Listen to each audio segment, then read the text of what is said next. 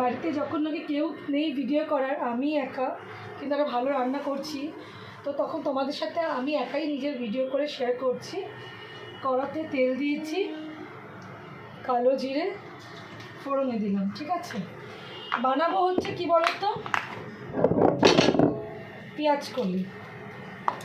পেঁয়াজকলিগুলো এখন একটু বয়স হয়ে গেছে, ওরা একটু বুড়ো হয়ে গেছে, তাই ওদেরকে একটু মাছ না দিলে গন্ধ না উঠে ভালো ওঠে না। পেঁয়াজকলি দিলাম, বেগুন দিচ্ছি, টমেটো দিচ্ছি,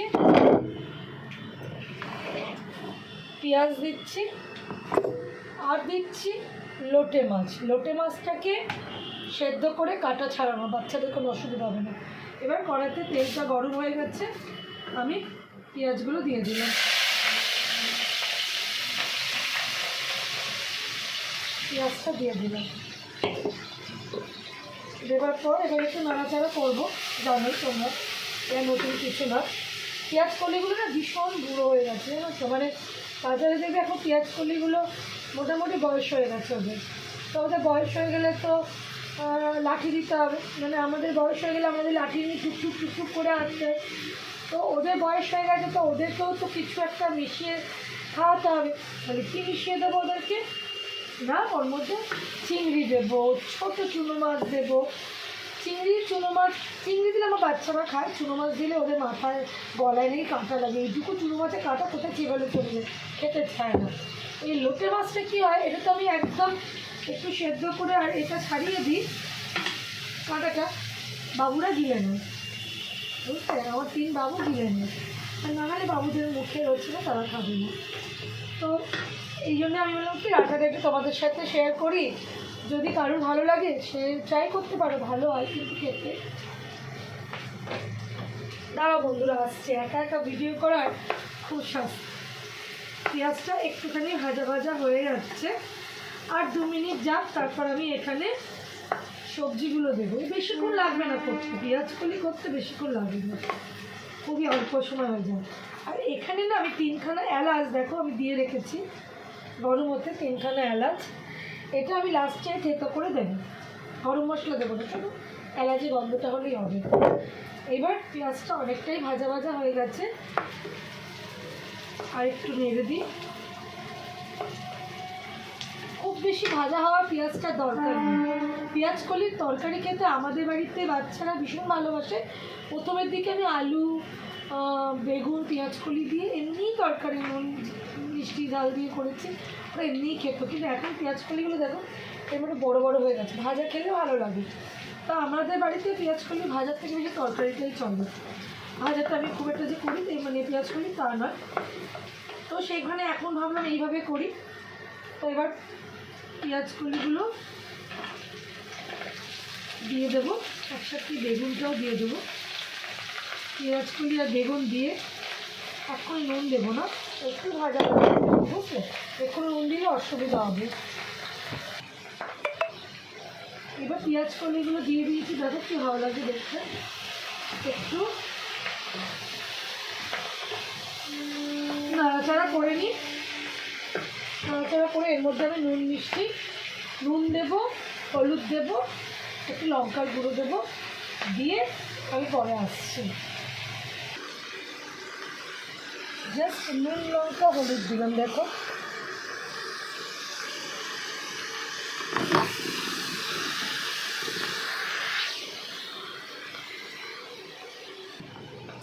এবার ভিডিওটা আমি তোমাদেরকে রান্নার উপর ফোকাস করে দেখাচ্ছি, এটুকু বলা হয়ে গেল। এবার দেখো এদিকে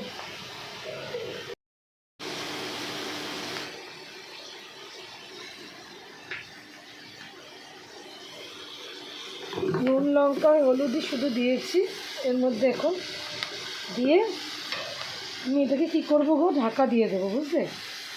এটাকে এই মুহূর্তে আমি ঢাকা দিয়ে দেবো।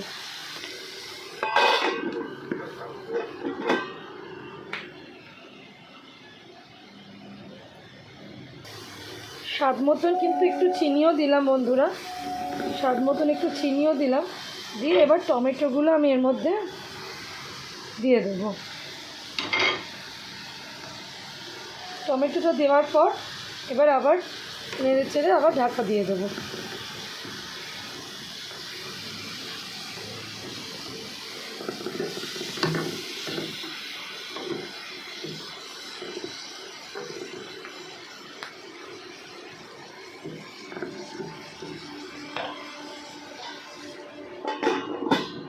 এরপরে আমি এর মধ্যে মাছটা অ্যাড করবো, একটু দেরি আছে।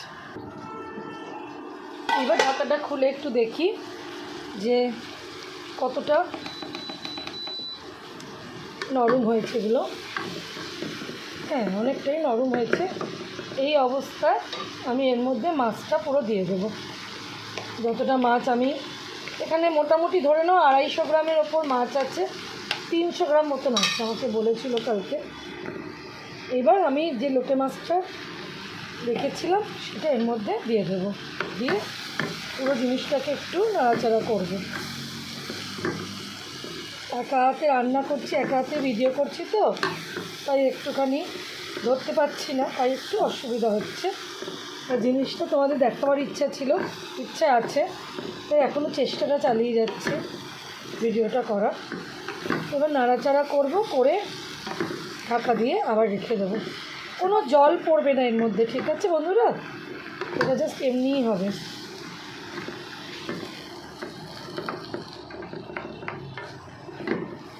এটা এমনি মাখা মাখা হবে, যা খেতে হবে না। এক থালা ভাত যদি সাবার করে না দেয় কেউ, তো আমার নাম পলি সর্দার নয়, অন্য কিছু সর্দার রেখে দিও। বুটবুট করে ফুটছে, মোটামুটি হয়ে গেছে। এলাচ গুঁড়োটা দিয়ে দেব। এলাচ গুঁড়োটা দিয়ে আমি একটু নাড়াচাড়া করব। সেদ্ধ হয়ে গেছে, আমি তো জল দেবো না। এবার আমি নাড়াচাড়া করে, এলাচ গুঁড়োটা যেহেতু দিয়েছি, আমি 5 মিনিট রাখবো। এলাচের গন্ধটা একটু প্রত্যেকটা জিনিসের মধ্যে ঢুকুক। 5 মিনিট আমি একটু রেখে দেবো, দিয়ে ধনে পাতা দিয়ে আমি নামিয়ে দেবো শুকনো ভাতে। প্রথমে যদি কোনো নিরামিষ থাকে সেটা সার্ভ করার পর এটা সার্ভ করো, ভীষণ ভালো লাগবে। আর যদি নিরামিষ কিছু না থাকে তাহলে শুকনো ভাতে আগে এটা দিও। এটা দিয়েই মোটামুটি 1/3 না 1/5, যদি 100% না ধরো 90 ভাগ খাওয়া হয়ে যাবে। এটা দিয়ে পুরো ভাতই মোটামুটি খাওয়া হয়ে যাবে। যারা রান্নাবান্না করো তারা বুঝতে পারছো এটা কতটা টেস্টি হবে। হয়ে গেছে রান্নাটা। ওপর থেকে ধনে পাতা ছিটিয়ে নামিয়ে দেবো। ওপর থেকে একটু ধনে পাতা ছিটিয়ে দেবো।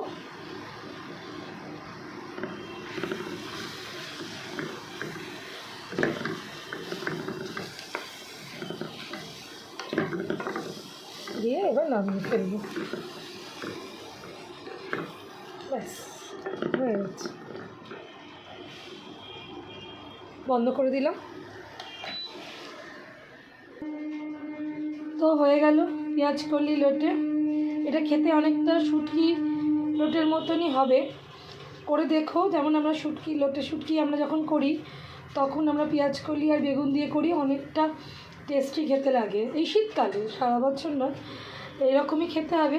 যার জন্য আমি এরকম ছড়ানো থালায় রেখেছি। ছড়ানো থালায় রাখার কারণ হচ্ছে কি, তোমার যদি একটুও জল থাকে মশলাটা টেনে নেবে। তো শুকনো ভাতে এটা দিয়ে আজকে দারুণ হবে। তো চলো বন্ধুরা, পরের কোনো ব্লগে কথা হচ্ছে।